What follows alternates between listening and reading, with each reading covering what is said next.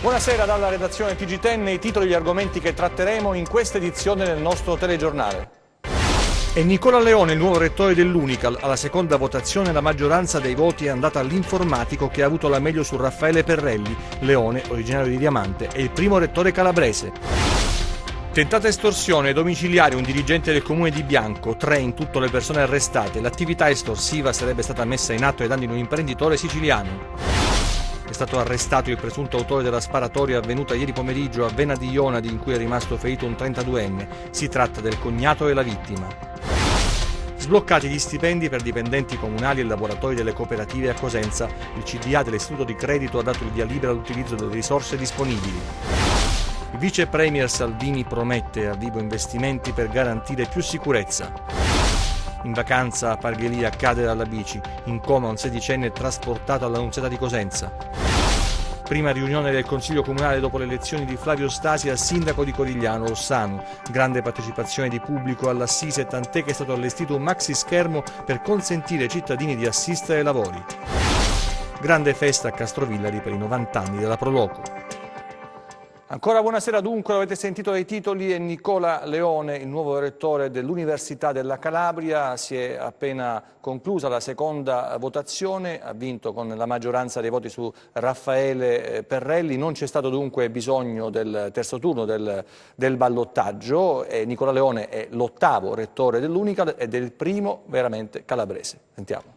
È Nicola Leone, nuovo rettore dell'Università della Calabria per i prossimi 6 anni. L'elezione è avvenuta alla seconda votazione, avendo ottenuto la maggioranza assoluta dei voti rispetto all'altro candidato Raffaele Perrelli. Leone, classe 63, originario di Diamante, è l'ottavo rettore nella storia dell'Ateneo dopo Beniamino Andreatta, Cesare Roda, Pietro Bucci, Rosario Aiello, Giuseppe Frega, Giovanni Latorre, Gino Milioche Clisci, che chiuderà il suo mandato il prossimo 31 ottobre. Il nuovo rettore, il primo calabrese, è attualmente professore ordinario di informatica presso l'Unical dall'ottobre del 2000. Dal 95 al 2000 è stato professore presso il Politecnico di Vienna in Austria e precedentemente ricercatore presso il CNR, Consiglio Nazionale delle Ricerche, e il CRAI. È stato direttore del Dipartimento di Matematica e Informatica fino a ottobre 2018. Attualmente ricopre il ruolo di coordinatore del dottorato di ricerca in matematica e informatica. Le sue ricerche spaziano tra l'intelligenza artificiale e le basi di dati. Ha ideato il sistema di intelligenza artificiale DLV, utilizzato in università e centri di ricerca di tutto il mondo. Apriamo la pagina di cronaca. Un dirigente del comune di Bianco nella Locride è stato arrestato dai carabinieri e posto ai domiciliari con l'accusa di tentata estorsione in concorso aggravata dal metodo mafioso. Nell'ambito della stessa operazione i carabinieri hanno arrestato e condotto in carcere altre 2 persone. Sentiamo. È stato arrestato dai carabinieri e posto ai domiciliari con l'accusa di tentata estorsione in concorso aggravata dal metodo mafioso un dirigente del comune di Bianco nella Locride di 65 anni, responsabile dell'area amministrativa e affari generali dell'ente nell'ambito dell'operazione denominata Pupi White City. I militari hanno arrestato e condotto in carcere anche altre 2 persone, 2 fratelli di 35 e 39 anni. L'inchiesta che ha portato ai 3 arresti, condotta dalla Direzione Distrettuale Antimafia Regina, riguarda un'attività estorsiva che sarebbe stata messa in atto ai danni di un imprenditore siciliano, aggiudicatario nel 2014 dell'appalto per il servizio di refezione scolastica del comune di Bianco. Denunciato anche un uomo classe 1986 rimasto a piede libero e nei cui confronti è stata notificata un'informazione di garanzia. Secondo le indagini coordinate dalla Procura di Reggio, diretta da Giovanni Bombardieri, e condotte dai carabinieri del comando provinciale supportati dallo squadrone eliportato Cacciatori Calabria, sono emerse gravi responsabilità per reati contro la pubblica amministrazione, concussione, abuso d'ufficio, peculato falso in atto pubblico per fatti commessi in qualità di responsabile dell'area amministrativa e affari generali del comune di Bianco, carica ricoperta sino ad oggi. L'esecuzione dei 2 provvedimenti cautelari costituisce l'epilogo di 2 articolate attività investigative confluite in un unico provvedimento. Secondo le ricostruzioni hanno tentato di estorcere all'impresa aggiudicataria dell'appalto, per il semplice fatto che proveniva da diversa area geografica, la somma somma contante di 2.000 euro a titolo di sostentamento per le famiglie dei carcerati della zona. Inoltre, in caso di diniego, l'imprenditore era stato minacciato di pesanti ritorsioni, fra cui il furto e il danneggiamento del furgone impiegato per la consegna dei pasti a scuola. Da qui si è giunti alla scoperta che all'interno del comune di Bianco c'era una gestione arbitraria della cosa pubblica da parte del dirigente che, forte del suo incarico, avrebbe piegato gli interessi pubblici a quelli propri dei familiari e di persone a lui vicine. Gli arrestati sono stati condotti presso la casa circondariale di Reggio Calabria e agli arresti domiciliari a disposizione dell'autorità giudiziaria. 'Ndrangheta a Roma, maxi sequestro di beni, sigilli a 173 immobili e un patrimonio del valore di 120 milioni di euro, con l'impegno da parte delle forze dell'ordine con 250 agenti, 10 questure italiane. Nel mirino gli esponenti di vertice del gruppo razziale dell'Andrina Morabito Mollica Palamara, scriva originaria di Africo. Sentiamo. Ecco il patrimonio da 120 milioni di euro sequestrato a Roma, beni intestati ad esponenti di spicco della criminalità organizzata calabrese radicata nella capitale e nel Lazio dagli anni '80. Il blitz della divisione anticrimine della questura capitolina ha visto impegnati oltre 250 agenti della polizia e 10 questure italiane. Nel mirino degli inquirenti gli esponenti di vertice del gruppo laziale dell'Andrina Morabito Mollica Palamara Scriva, originaria di Africo, personaggi ritenuti dagli investigatori di elevato spessore criminale, 3 dei quali condannati in via definitiva per associazione di tipo mafioso. I beni sequestrati erano riconducibili ad Antonio Placido Scriva, Domenico Morabito, Domenico Antonio Mollica, Giuseppe Velonà e Salvatore Ligato. L'attività investigativa ha ripercorso la carriera criminale del gruppo, dai sequestri di persona a scopo di estorsione al traffico di armi e stupefacenti fino all'usura e all'intestazione fittizia di beni. Dall'analisi delle posizioni economico-patrimoniali è emersa una notevole sproporzione tra i beni posseduti e i redditi dichiarati. Nel corso delle indagini è stato accertato che il sodalizio, anche avvalentosi dell'apporto di competenze istituzionali, professionali e del sistema bancario, avrebbe inquinato l'economia legale, evidenziata l'infiltrazione in molteplici settori produttivi come la distribuzione e la vendita all'ingrosso di fiori e piante, legna da ardere, allevamenti di bovini e caprini, bar, gastronomia e commercio di gioielli. Attraverso prestanome inoltre si sarebbero infiltrati anche nei settori della grande distribuzione, della panificazione, della vendita di prodotti ottici e dei centri estetici. Tra i beni sequestrati anche 173 immobili tra Roma, Rignano Flaminio, Morlupo, Campagnano Romano, Grottaferrata e in altre province italiane. La squadra mobile di Vibo Valentia ha arrestato il presunto autore della sparatoria avvenuta ieri a Vena di Ionadi, in cui è rimasto ferito un 32enne. In manette il cognato della vittima, dissidi familiari all'origine del gesto. Le ricerche dell'autore del ferimento di Alessandro Musumeci, 32 anni, avvenuto nel pomeriggio di ieri a Vena di Ionadi, sono andate avanti tutta la notte. Poi la squadra mobile di Vibo, al termine di serrate indagini, è riuscita ad individuare e arrestare il presunto autore. Si tratta di Pasquale Massaria, 41 anni, cognato della vittima. L'uomo è accusato di tentato omicidio. All'origine della sparatoria, avvenuta davanti ad un bar del centro alle porte di Vibo, ci sarebbero dissidi familiari. Gli inquirenti sono riusciti in poche ore a ricostruire la dinamica dei fatti. Tra i due sarebbe scoppiata una lite all'interno del palazzo in cui abita la vittima, al culmine della quale Massaria avrebbe puntato l'arma contro il cognato esplodendo un colpo. Il proiettile ha raggiunto Musumeci al fianco sinistro. Il 32enne è stato soccorso e trasportato all'ospedale Iazzolino, dove si trova tuttora ricoverato in prognosi riservata, ma secondo quanto si è appreso non sarebbe in pericolo di vita. Massaria invece si è dileguato. Dopo alcune ore però i poliziotti lo hanno rintracciato in una mansarda di proprietà dello zio in zona Faccio a Vibo, raggiunta dall'uomo grazie all'aiuto di 2 cugini, che adesso sono stati denunciati insieme allo zio per favoreggiamento. Il vice premier Salvini promette a Vibo investimenti per garantire maggiore sicurezza.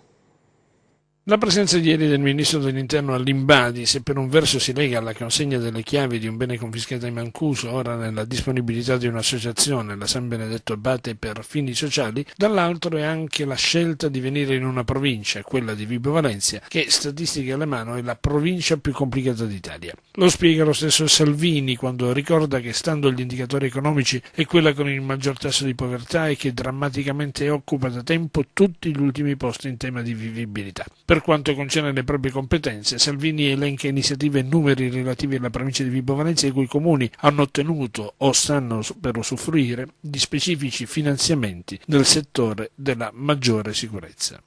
Solo in provincia di Vibo Valentia abbiamo stanziato 3.300.000 euro per impianti di videosorveglianza, perché non ci può essere una divisa ovunque, così come quest'anno per la prima volta ci sono 5 comuni della provincia di Vibo che hanno 200.000 euro per l'operazione Spiagge Sicure, controllo della legalità. Molte mail che mi arrivano dalla Calabria chiedono solo presenza e speranza, perché la paura c'è, innegabile. Io ho visto i dati sulle denunce di usura e estorsione. È chiaro che se non arrivano a 10 nell'arco di un anno in un'intera provincia calabrese, evidentemente non è perché non ci sono più di 10 episodi di usura e estorsione, è perché ce ne sono ben di più, ma la gente fa due conti e dice: se io denuncio come va a finire? E quindi per me sarebbe un successo che aumentassero le denunce. È l'unica denuncia che vorrei che aumentasse, quella per usura e estorsione, perché significa avere ancora maggiore fiducia nella presenza e nella repressione, perché da questo punto di vista bisogna parlare di repressione. I nostri 100 secondi adesso con diversi fatti di cronaca.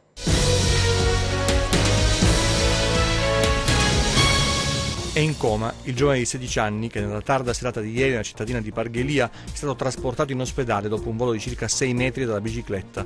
Il giovane, originario della provincia di Salerno, si trovava in vacanza in Calabria, era in sella alla bici e stava procedendo lungo una discesa adiacente alla chiesa del centro. Poi, davanti agli occhi di alcuni passanti attoniti, il sedicenne non sarebbe più riuscito a controllare il mezzo, precipitando dal parapetto che delimita la strada. L'arrivo immediato del soccorso ha permesso il trasferimento all'Annunziata di Cosenza, dove si trova ricoverato in prognosi riservata. 3 banditi armati di una mazza ferrata e di una pistola hanno compiuto una rapina all'ufficio postale di Guardia Piemontese. Per coprirsi la fuga, i 3, che si sono allontanati a bordo di 2 moto, hanno incendiato un'auto sulla strada. Bottino del colpo, secondo quanto si è appreso, circa 3.000 euro. Posti di blocco sono stati istituiti da Carabinieri e Polizia per cercare di intercettare i rapinatori. Un cittadino extracomunitario di 29 anni, nazionalità nigeriana, è stato arrestato dalla polizia di Gioia Tauro nel bel mezzo di una cessione di droga. L'arresto è scattato durante il piano di prevenzione denominato Petrace, predisposto su indicazione del questore Vallone. Un gruppo di detenuti italiani nel carcere di Paola ha tentato un'azione punitiva nei confronti di un altro recluso, sventata dalla polizia penitenziaria. Appena terminata la socialità, un gruppo di detenuti si è diretto verso la stanza di detenzione di un altro per mettere in atto un'azione punitiva. Nel fare ciò, i detenuti hanno intimato all'agente in servizio di consegnargli le chiavi. Al suo rifiuto hanno tentato di sottrargliele con la forza. L'agente ha lanciato le chiavi al collega della sezione attigua, riuscendo ad evitare che il gruppo portasse a compimento l'azione. Sul posto sono giunti immediatamente altri agenti e il responsabile della sorveglianza generale, che hanno riportato la calma tra i detenuti. C'è un'altra brutta notizia appena battuta: un 55enne a Covigliano Rossano è stato arrestato dai carabinieri per violenza sessuale sul figlio minorenne. L'uomo, è stata emessa nei suoi confronti un'ordinanza di custodia cautelare, si era reso irreperibile, oggi è stato rintracciato e arrestato dai carabinieri. Si era nascosto in una casa rurale sulla sommità di una collina nel territorio di Corigliano. Sono partite le ricerche da parte dei carabinieri supportati dai cacciatori di Calabria, lo hanno individuato, dovrà rispondere appunto di violenza sessuale aggravata sul figlio di 15 anni. E adesso cambiamo argomento: le buone notizie per i dipendenti comunali a Cosenza, per i lavoratori delle cooperative, per le aziende che attendevano degli emolumenti che erano stati bloccati dalla banca, una vicenda che ormai è nota, e oggi finalmente è arrivato lo sblocco. È arrivata la fumata bianca tanto attesa dai dipendenti comunali e dai lavoratori delle cooperative che ieri si erano riuniti in Piazza dei Bruzzi per chiedere notizie sui propri stipendi. La novità è stata annunciata nel primo pomeriggio con una nota diffusa dall'ufficio stampa del sindaco apparsa sul sito ufficiale del comune di Cosenza. Quanto richiesto dal sindaco Mario Chiuto ai vertici di UBI Banca, si legge, ha trovato pieno accoglimento, per cui nella giornata odierna si provvederà al pagamento degli emolumenti del personale dipendente di Palazzo dei Bruzzi, delle cooperative A e B e delle spettanze alla ditta ditta Ecologia Oggi. Sospiro di sollievo dunque per chi non si era visto erogare lo stipendio del mese di maggio e temeva di non percepire neanche quello di giugno a causa del blocco delle risorse disponibili imposto dall'istituto di credito collegato alla tesoreria del comune. Dopo l'incontro di ieri del primo cittadino e il manager della banca, è stato il CDA di oggi che ha esaminato la questione e dato il via libera allo sblocco delle somme incassate dall'amministrazione comunale attraverso la riscossione dell'IMU. Debutto a Rossano per il primo consiglio comunale della città unica Corigliano Rossano, presentata dal sindaco Flavio Stasi la giunta che lo accompagnerà nel corso della legislatura. Prossimo step la definizione del nuovo statuto. Storico consiglio comunale, il primo della città unica Corigliano Rossano, lo ribadiamo, la terza più grande della Calabria. Il sindaco Flavio Stasi ha presentato ufficialmente la giunta, la squadra composta da 3 uomini e 3 donne, equilibrio rispecchiato anche nella rappresentanza delle 2 città. Vice sindaco Claudio Vincenzo Malavota, 46 anni, un imprenditore; Cristiano Caudullo, 39 anni, alla delega alla città europea Tatiana Novelli, 42 anni, si occuperà di assetto urbano e lavoro; Anna Maria Turano, 44 anni, rapporti con il territorio; infine Donatella Novellis e poi Francesco Palermo, 48 anni, alle finanze. Per il debutto scelta la sede di Rossano perché è stato spiegato più grande, quindi in grado di accogliere un maggior numero di cittadini. Per l'evento infatti presente un pubblico numeroso, allestito per l'occasione anche un maxi schermo in piazza. Necessaria la seconda votazione per la presidenza del Consiglio, eletta Marinella Grillo. Tra i banchi dell'opposizione Gino Promezio e Giuseppe Graziano, che nel consiglio d'avvio della legislatura hanno difeso la fusione. Graziano in particolare ha rivendicato la paternità della legge. Ora si punta all'adozione dello statuto da approvare al più presto, testo che ha necessità, è stato ribadito, del contributo di tutti. Insomma, archiviate le tensioni della campagna elettorale, la prima seduta si è svolta all'insegna del fair play. Andiamo a Castrovillari adesso per la grande festa per i 90 anni della Proloco. Miglior gruppo italiano nell'aver interpretato con canti e musiche la straordinaria stagione del Risorgimento, premio P3 Salomone Marino, premio Sciacche, poi riconoscimento di valenza mondiale conferito al direttore artistico della Proloco di Castrovillari Gerardo Bonifati, la consegna del Gold Star Awards, l'Oscar del folklore, avvenuto in Israele durante una splendida cerimonia tenutasi nella città di Haifa dal Ministero della Cultura israeliano. Questi premi non hanno altro che dimostrato che questo gruppo si è fatto valere in tutto l'aspetto sia nazionale ma anche internazionale. Tanta la strada fatta dal 1929, quando il gruppo nasce con la denominazione I Canterini di Castrovillari, grazie all'intuizione del dottor Aldo Schettini, da un piccolo gruppo di volenterosi appassionati cultori di arti e tradizioni popolari. Nel 1959, anno di fondazione della Proloco, con l'allora presidente, il professor Vigiano, il sodalizio prende il nome dell'ente,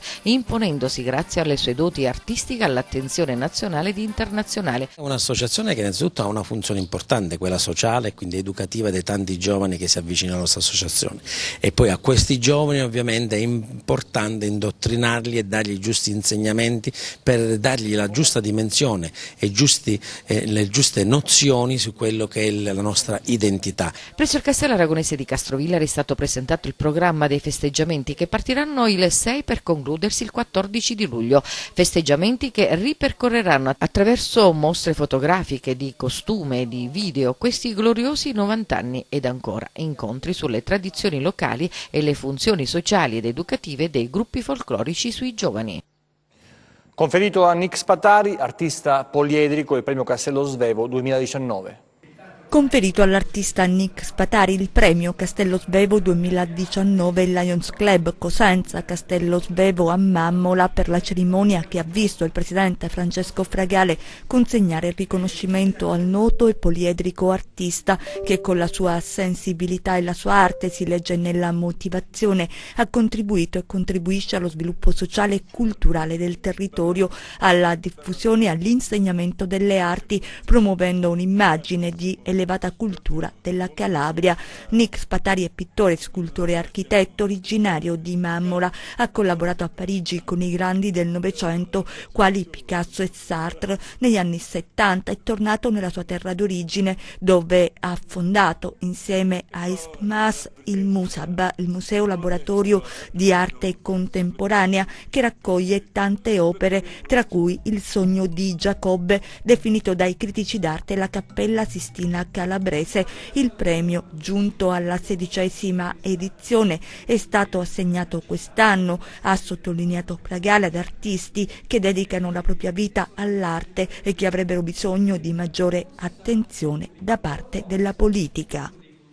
Ci spostiamo adesso sulla Costa dei Saraceni, ha riscosso grande successo di pubblico il Mat Festival, il primo festival dei materassini, evento innovativo, variopinto, allegro e unico nel suo genere. Vediamo. Si chiama Mat Festival ed è la festa dei materassini in località Calalunga di Montauro, in provincia di Catanzaro, che ha animato la Costa dei Saraceni nello scorso weekend. Gonfiabili, colorati e in ogni forma, seguendo il trend dell'estate 2019, hanno invaso il mare per un progetto che è una novità assoluta alle nostre latitudini. Il Mat Festival è un inno alla vita, un inno alla gioia, una festa con i materassini che destagionalizza la balneazione in Calabria e speriamo in Italia. È un evento particolare che ha coinvolto tutte le fasce d'età e che ha dimostrato che con la goliardia si può fare anche turismo. Non ci sono limiti di età quando c'è divertimento. La competizione è nata con lo scopo di aggregare, coniugando lo sport al relax e al turismo che ogni anno richiama villeggianti da ogni parte d'Italia. Sono stati 2 giorni splendidi dove migliaia di persone hanno colorato il mare, che già era bello ma adesso è stupendo, e quindi un plauso a queste iniziative che sono sempre ben accette. Ci voleva perché non sempre organizzano queste cose, invece ci voleva una cosa diversa, ci voleva un'esperienza nuova e secondo me ci siamo divertiti tutti alla fine. Il sole e il mare di Montauro ci portano dritti verso le previsioni del tempo, vediamo.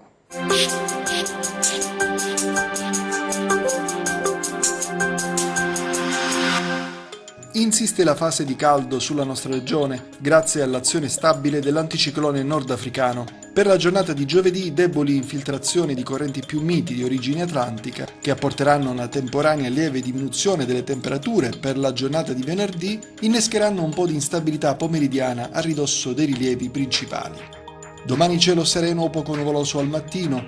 Nel corso delle ore centrali sviluppo di nuvolosità cumuliforme si manifesterà sui rilievi principali con locali piogge su Pollino, Orso Marso, Sila, Serre Vibonesi e Aspromonte. Parziali annuvolamenti potrebbero sconfinare sempre nel pomeriggio anche sui settori ionici, ma senza fenomeni di rilievo. Temperatura stazionaria. Domani avremo Tirreno settentrionale ionio calmo, quasi calmo o poco mosso il Tirreno centro-meridionale, venti deboli a regime di brezza. Prima di salutarci vi ricordo il nostro sito web www.meteoincalabria.com e la nostra pagina Facebook Meteo in Calabria. TG che finisce qui, ci vediamo nelle prossime edizioni, grazie per la vostra attenzione, arrivederci e buona serata.